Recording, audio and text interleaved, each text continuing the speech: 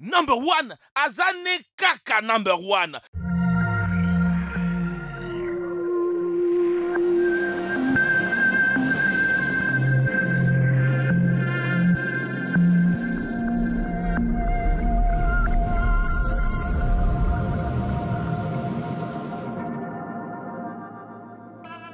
Savez-vous pourquoi il y a des trous dans votre Converse ou bien sur le capuchon de votre stylo Bic? Il y a certainement de choses que nous voyons chaque jour dans notre quotidien dont nous ignorons même l'utilité. Alors, aujourd'hui nous allons plonger avec vous dans ces grands univers de découvertes pour savoir 10 choses dont vous ignorez l'utilité. Les trous dans nos Converse. Vous vous êtes déjà demandé à quoi servaient les deux petits trous sur le côté des Converse? Vous vous disiez que c'était peut-être pour aérer vos pétons. Eh bien, vous n'y étiez pas du tout. En fait, les deux petits trous latéraux permettent de maintenir davantage votre pied. À la base, les Converse sont des chaussures de sport. Qui dit chaussures de sport dit confort. Grâce à ces trous et à la technique dont je vais vous démontrer, votre pied est bien bloqué et vous ne glissez pas. Résultat, vous évitez les entorses. Voici la technique magique. Il faut s'y prendre comme vous voyez dans cette vidéo. Déplacez les trous supérieurs de vos Converse, placez les lacets dans les premiers trous sur les côtés par l'intérieur de la chaussure. Passez-les ensuite dans les seconds trous sur les côtés et repassez les lacets dans le trou régulier. Alors, prochaine fois que vous irez faire votre shopping, n'hésitez pas à utiliser le 2 trous magiques pour éviter de vous retrouver les 4 fers en l'air.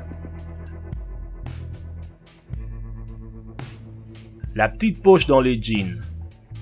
Si vous vous êtes déjà demandé à quoi servait la petite poche qui se trouve dans la poche droite des jeans, voilà enfin la réponse. Il y a des mystères dans la vie qui mettent un peu de temps à être résolus, et celui-ci en fait partie.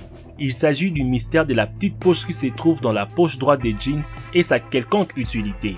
Jusqu'à présent, tout ce qu'on savait c'est qu'elle était trop petite pour être une vraie poche dans laquelle on peut ranger des choses. Mais nous n'avions pas poussé l'interrogation assez loin pour découvrir à quoi elle servait vraiment. En 1893, lorsque le jean a été inventé, elle servait à ranger sa montre à gousset. Puis, à partir du XXe siècle, lorsque les montres ont commencé à se porter au poignet, elle servait à ranger son briquet Zippo. Elle a donc vraiment eu une utilité et maintenant, personne ne l'utilise vraiment. La boucle sur la chemise. Vous êtes-vous déjà demandé pourquoi il y avait une petite boucle au dos de certaines chemises? Cette boucle appelée cordonnée est donc bien pratique pour accrocher une chemise quand on n'a pas de cintre sous la main. Cela évite de la froisser. Sachant qu'en plus, il s'agissait d'une époque où les techniques de repassage n'étaient pas encore démocratisées. Laisser sécher une chemise en les suspendant ainsi permettait qu'elle froisse le moins possible. Ces chemises coordonnées servaient aussi et surtout aux sportifs qui les suspendaient au crochet de leur vestiaire durant leurs séances de sport. Aux États-Unis, les étudiants de plus grandes universités avaient lancé une tendance. Ils arrachaient la boucle de leur chemise lorsqu'ils étaient en couple pour montrer leur statut. À présent, ces boucles au dos de chemise sont surtout là par tradition. Ils ont perdu leur signification et leur but premier. Les cintres et les armoires ayant totalement remplacé ces fameux cordonnets. Les cylindres de votre câble d'alimentation. Avez-vous déjà remarqué ces petits cylindres? Avez-vous déjà vu le même dans votre cordon USB, chargeur mobile, cordon d'imprimante et autres? Théoriquement, ces petits cylindres s'appellent ferrite starter ou perles de ferrite.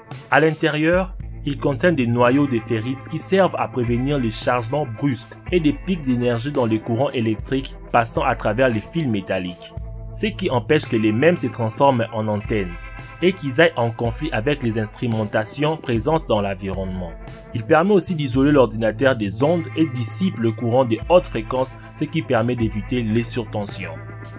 Les trous dans les capuchons du stylo Bic. Vous l'avez certainement déjà vu. Oui, ces petits orifices situés au bout du capuchon du stylo à billes. Vous êtes-vous déjà demandé à quoi ils pouvaient bien servir? À l'origine, ces capuchons n'étaient pas percés, et ce n'est qu'au début des années 90 que la célèbre marque Bic décide de lancer de nouveau les stylos avec un orifice sur leur capuchon. Mais pourquoi une telle décision et quelle utilité peut-il bien avoir? La raison de ces changements n'est pas liée à une question d'esthétique, mais bien à la sécurité des utilisateurs du stylo. En effet, beaucoup de gens, surtout les enfants, ont tendance à jouer avec leur stylo. à les mordiller et même à les mâchouiller. Ces habitudes ont causé beaucoup d'incidents. Plusieurs personnes se sont étouffées en avalant les capuchons d'un stylo. Pour remédier à ces problèmes, Bic a repensé les packings du stylo en question et a ajouté un trou à l'extrémité du capuchon. Cet orifice permettrait à l'air de circuler au cas où les capuchons restaient bloqués dans la gorge. Une initiative qui limiterait ainsi les risques d'asphyxie en cas de gestion involontaire. Ces changements révolutionnaires a permis depuis de sauver la vie des milliers de personnes et plus précisément celle des enfants. Grâce à ces trous devenus obligatoires, les conséquences de ces genres d'accidents sont donc limitées. Trous dans le hublot d'avion. Avez-vous déjà remarqué les petits trous dans le hublot de l'avion? Pas de panique, il ne s'agit pas d'un défaut de fabrication ou d'un effet de style. Celui-ci devrait plutôt vous rassurer car il joue un rôle important dans votre sécurité, voire à la survie des passagers une fois tout là-haut. Un hublot d'avion comporte 3 vitres, une en plastique vers l'intérieur et 2 en verre vers l'extérieur. Ces petits trous appelés trous de respiration. En fait, ces trous servent plus précisément à réguler la quantité de pression qui passe entre les différentes couches vitrées composant le hublot. En d'autres termes, ces petits trous permettent de rediriger la pression de l'appareil directement vers la fenêtre extérieure. Une fonction bien importante, surtout si la pression venait à monter. Les trous repoussaient alors les trop fortes pressions sur la vitre extérieure. Ainsi, si une vitre du hublot venait à céder, ce serait celle de dehors et non celle de l'intérieur de l'avion, faisant en sorte que les passagers puissent continuer à respirer. Un détail non négligeable donc, qui peut faire toute une différence surtout à quelques 10 000 mètres d'altitude. La partie bleue de la gomme. Il y a des objets qui ont marqué l'enfance des générations entières, et d'une manière ou d'une autre, ils finissent par devenir des objets cultes. Comment pouvons-nous oublier? Comme chacun le sait, les gommes à encre ne gomment pas l'encre. Au mieux, elles bleuissent les papiers, au pire, elles les froissent, les torturent, les déchirent en lambeaux, sans jamais vraiment parvenir à faire disparaître la phrase inopportune. Savez-vous à quoi sert la partie bleue de la célèbre gomme Pélican que nous avions tous? Presque tous les élèves sont convaincus qu'elle sert à effacer les stylos. Personne n'a réussi à les faire d'ailleurs. Elle ne sert pas à effacer les stylos, mais les crayons. De quelle façon? La partie rouge, plus douce et plus délicate, est conçue pour être utilisée sur des feuilles de papier. La partie bleue pour éliminer les traces des crayons sur des matériaux plus résistants et durs, comme le carton, la terre cuite ou un mur. Voilà pourquoi votre feuille de papier s'est déchirée lorsque vous utilisez la partie bleue. Les trous dans les cadenas. Vous vous êtes déjà posé cette question? Que sert le petit trou dans les cadenas? D'autres pourront penser que c'est pour introduire une épingle ou un trombone pour l'ouvrir. Ce petit trou est là pour vider l'eau de pluie, car elle pourra geler pendant l'hiver, qui bloquera les cadenas ou qui pourra les faire éclater. Elle sert aussi à mettre l'huile pour les graisser. Les trous dans la cuillère à spaghetti. Vous êtes-vous déjà demandé à quoi servent les trous dans la cuillère à spaghetti? En fait, vous n'avez probablement jamais porté attention à ces détails. Celles-ci ont une particularité, elles possèdent un trou en leur centre. Mais la question que nous devrions nous poser est donc à quoi servent ces trous? Lorsque vous avez envie de manger les spaghettis, les petits trous au milieu de la cuillère vous permettent de mesurer la quantité de spaghettis à faire cuire. Sa taille équivaut à une portion attribuée à une personne. Donc, fini les improvisations et servez-vous de votre cuillère lorsque vous vous faites à manger ou bien si vous recevez vos amis. Les boutons dans les poches des jeans. Savez-vous à quoi servent les petits boutons en cuivre présents sur les poches de vos jeans? Découvrez la réponse. Indissociable de nos paires de jeans, les petits boutons en cuivre que l'on peut apercevoir sur les poches avant du vêtement avaient à l'origine une véritable fonction.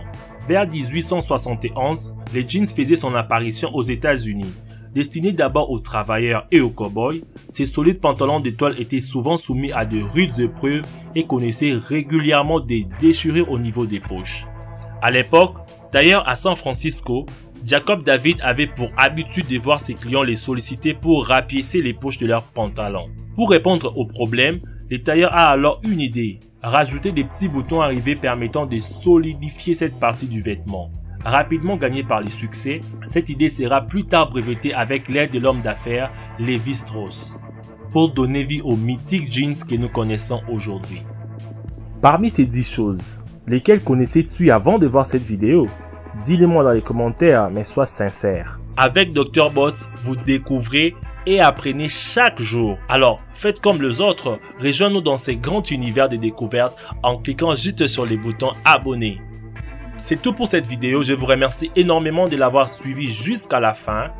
N'oubliez pas de partager cette vidéo comme d'habitude et de laisser un gros pouce bleu pour me faire plaisir. Quant à moi, je vous dis à nous revoir demain pour une nouvelle vidéo. Mais... Number one, Azane Kaka number one. Frappe n'aller, frappe n'a retour. Match est silly. Wow.